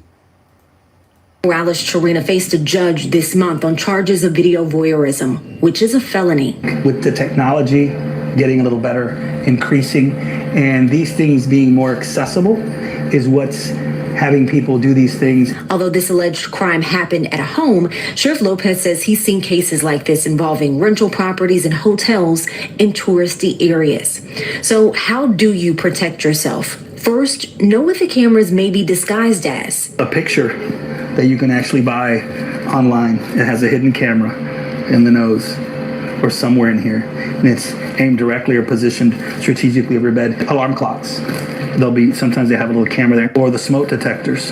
Those are very common. Next, he says, do an assessment of the room. Is there double of something that just doesn't make sense? A small room like this, you see 2 smoke detectors, that might be an indicator that one of them might be fake. Also, consider the placement of objects. The things that are just out of the normal, or things that are really positioned, angled in your shower, or angled at your bed, or angled at a toilet. Lastly, he says if you are ever in doubt, don't touch it and call law enforcement. Better be safe than sorry. All right, you guys, I hope you guys got some information out of that, especially the ladies, and if you could educate the children as well as the minors on that. Minors, young little girls that may be in gyms, spas, saunas, and when you go work out, you got to be careful about all of these creeps out here, you guys, because they might not be looking at you. They might be looking at you a different way. How about this? Guy got caught at the gym, had one of those charges, had it in the wall, aimed at somebody that was working out. Took all the footage back home and got caught. Let's keep on moving forward, you guys. Double tap that screen to get those likes up. And I don't know how many of you guys love McDonald's, the McRib, the Big Mac, French fries. How many of you guys could never make it home with the French fries and the Big Mac in the bag? You're always looking at that like this. Your hand always wind up going in there and getting those McDonald's French fries, right? I can't lie to you guys, I was guilty of it myself. But for a number of years now, stopped eating it because I don't believe in eating it. And I don't think that a lot of other people should neither. Check this out. Guess who's got a lawsuit against them now? That's right, McDonald's. The lawsuit says the McRib doesn't have any rib meat in it. Let's see what they're talking about, you guys. How you out here? What you talking about, Willis? How you out here selling a McRib and it has no rib meat in it? The season of tangy barbecue sauce. Some people wait all year for this. The return of the McRib at McDonald's. But some customers say this sandwich is a lie, not containing actual pork rib meat, according to a class action lawsuit filed in federal court in Illinois. According to McDonald's website, the McRib, quote, starts with seasoned boneless pork dipped in a tangy barbecue sauce. While its website doesn't specifically mention pork rib meat, the plaintiffs allege the name and marketing of the product misled them to believe they were getting premium cuts of pork, citing rib prices being higher than other cuts. The lawsuit says the McRib contained lower quality pork products including tripe, heart, and shoulder. McDonald's released a statement to Inside Edition denying that allegation and saying, "This lawsuit distorts the facts and the claims are meritless. Our fan-favorite McRib sandwich is made with 100% pork, sourced from farmers and suppliers across the U.S. We've always been transparent about our ingredients, so guests can make the right choice for them." The lawsuit seeks unspecified damages and an order for McDonald's to stop using what it calls deceptive naming, marketing, and advertising practices with respect to the McRib. For Inside Edition Digital, I'm Mara Montalbano. So yes, you guys, it's pork, but it just ain't rib. So I don't know if you guys knew that. If you care about it, does it matter to you? Let me ask you guys a question. Does it matter? Do you eat the McRib knowing that? Especially, I know you ain't gonna eat it now. Wait a minute. Surfer boy, I'd say part human, part pig foot. I don't eat McDonald's pork. Haha, don't know if I believe it. Scaled stomach linings. I'm loving it. Somebody said, I'm loving it. I love you guys because y'all just as sarcastic as I am. Let's keep on moving forward, you guys, because now I got an update for you. He's out of the tank. He's in the field, and now they're using his wheelchair for support. That's right, you guys. Open up those screens because we got another update on our buddy Nova. He's officially walking with his chair support. Let's go, you guys. Double tap that screen for your boy Nova. Let's go.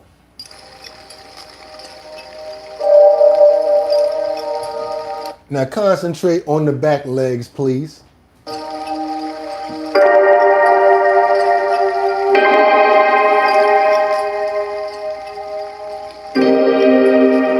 She is enticing him with food so that he walks in the front yard. That much being supported by the chair, but he's doing all the walking himself. His tail was not moving when this first happened, you guys. You got to understand that. And it's so important for that tail to be in sync, especially for a pit bull. anybody ever had a pit bull, you know what I'm talking about. If that tail is not whipping you, you got a problem, Houston. You got a problem. Somebody has surgery in an hour. Who's that? Sweet baby, my CM has surgery in an hour, y'all. Okay, good. Thanks for telling us that. Look at Nova right here, y'all. Look. See those back legs? Look at those back legs, y'all. Look at those back legs, y'all. That's what I'm talking about, y'all. And he had the IVD surgery himself. I think Nova's had about, 4 or 5 months of rehab, and he's been going 3 months of rehab. And I'll be honest with you, it got certain to a point where I don't even own Nova, and I was frustrated, like, damn, is he gonna ever be able to walk? Is it gonna get better for him? I mean, I was just so stressed out about it. I'm just so happy that Lynn and Nova are coming through this and they're working together. Lynn got to be one of the best moms in the world, a pit bull mother in the world. I got to tell you guys, the love that she has for Nova is overwhelming. I got to tell you guys. So Lynn and Nova, we want to give you a big shout out over here with a special prayer for you guys to continue moving forward. Also, I think that was CV or CM who has surgery in an hour. We're going to pray that you have 100% great surgery and that it comes out with flying colors and that it went very smoothly. Rebecca Lanyon, bueno, baby, we always pray for you, my sister. We always pray for every single person that's in this chat over here to make sure that you guys are secure and make sure that our families are taken care of as well. Amen. That's right, you guys. And with that being said, if y'all trying to make some money, money, money, money, hit that link in the description. And today, you'll be able to make up to $450. There's 2 surveys in there. One is $220, the other one is $220. I'll be searching for the ones with the biggest denominations, you guys. I'm not even going to BS you. I see the 60, I'll be like, nah, 40. I'll just keep on scrolling. Whoa, that one says 200. Yesterday it was 1,400. Hope you guys make some money off of it. That's right. Hit that link in the description if you guys are trying to make some money, money, money, money. Also, you're trying to promote your business. Guess what? We're almost up to 70,000 subscribers. But currently, we're at 62 or 61, something like that. Hopefully, you guys have already subscribed as well. But the reason why I say that is not to toot our own horn.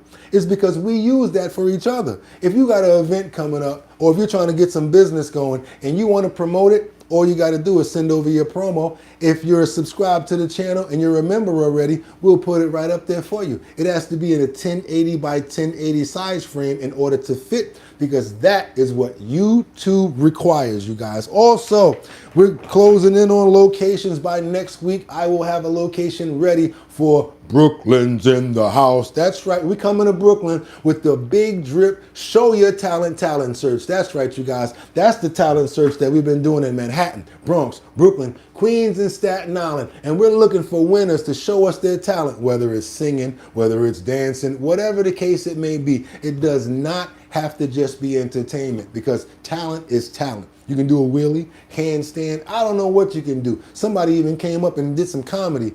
He was all right, but didn't win that day. But that's why we're still doing the Show Your Talent search, and we're trying to find winners. The winner of the 5 boroughs, each borough will win $250. So Manhattan, Bronx, Brooklyn, Queens, Staten Island, each individual winner will win $250. After we bring everybody together, that one person is going to be able to make $1,000. You guys, that's right. The finale, after we bring everybody together, is going to win the finale. And that means you can be a part of it too. When we go live, press that button, hit that active button, and let us bring you on in and show us your talent. If you can do it on the phone with somebody recording you, we want to see it, you guys. And if you win, you'll get paid, and we'll love to give it to you. Sponsored by Big Drip Hard Punch. That's right, you guys. If you want to be a part of the talent show, all you got to do is go over to the website, www.drinkbigdrip.com, or you can just hit that QR code up there. And when you go to the first page, got to be 21 and older.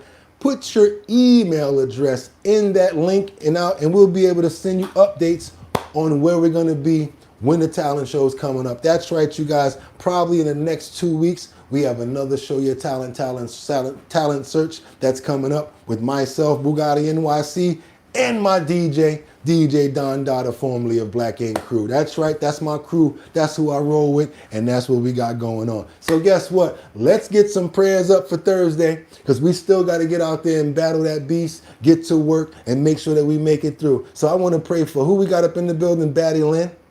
We got This is up in here. We got Liberty and Justice. I see Terry Cohn. We got Rebecca Lanyan Bueno, Jurian, Liberty and Justice. And Casey's right up under there, up under her. There you go. Miss Swanza, Terry Cohn. So who's that over there? Sarah. We got Frank. Okay, Audrey. Jay Cricket, we're praying for you as well and your family. Miggity Mark, what's up, Miggity? What's up, Luigi? How you doing, Bamble? Okay, who we got up in here? I see a whole bunch of new people. Okay, Andrea, I'm glad that you're here. Really appreciate all you brand new people. CJ the Cat, how you doing, fam? Brett, Audrey, we got some new members in here. Thank you guys so much. I want to pray for every single one of you, and I thank you for making this the #1 show on YouTube for the time that we're here. Amen. And with that being said, y'all could have went anywhere. But the fact of the matter that y'all came in to chill with me, I appreciate you. So until tomorrow morning, 6 o'clock, y'all know what it is. Our bottom line. I'll see you then. Get 'em! Peace.